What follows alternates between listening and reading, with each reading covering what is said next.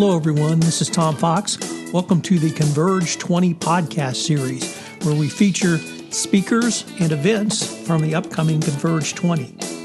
Converge is in its fifth year of bringing together the world's leading companies for 2 days of dynamic speakers, thought-provoking breakout sessions, and opportunity to connect with the top like-minded compliance professionals literally across the globe.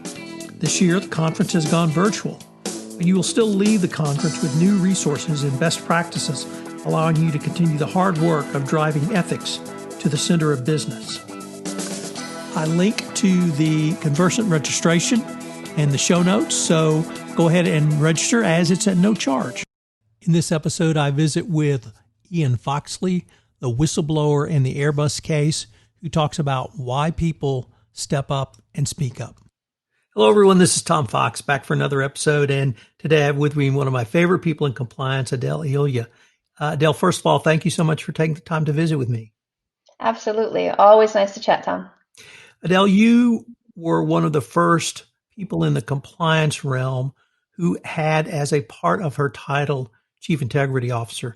And I had the privilege to visit with you and interview you on that topic years ago. But I was wondering why why you were insistent and the company agreed that that should be a part of your title, literally when you took the job, and what you were able to convey with that message. Well, it was a really interesting discussion. Part of what the company was doing at that time was recovering from some compliance ethics issues that they'd had. And the company, it was very evident, was intending to look both internally and externally at how they were representing themselves and make sure that both for the employees and the outside world, they put their values and culture at the forefront. And through the conversation I had talking to them before joining, it was very evident that this was a commitment they were making. And so part of what we talked about was how do we make sure that the role that I was being brought in to fill really reflected that this was about a values and a very employee-centric message.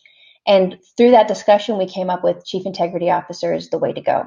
Because integrity as a word really has a lot more of a resonance. It's a lot more about how people feel. It's about their values. And ethics is a little bit more neutral. So we wanted to make sure that the title and the role and the messaging was all about employees and employee engagement on the internal side, and then making sure it was clear to the external stakeholders that values and culture were the focus of where we were going.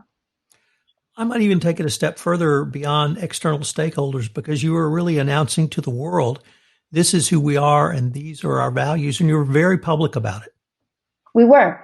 We had, as I mentioned, we'd gone through some trials, and the company had been around for decades with a really strong legacy that we wanted to tap into, but also to bring back to the forefront. We didn't want to be branded as someone who'd had an incident. We wanted to go back to those values.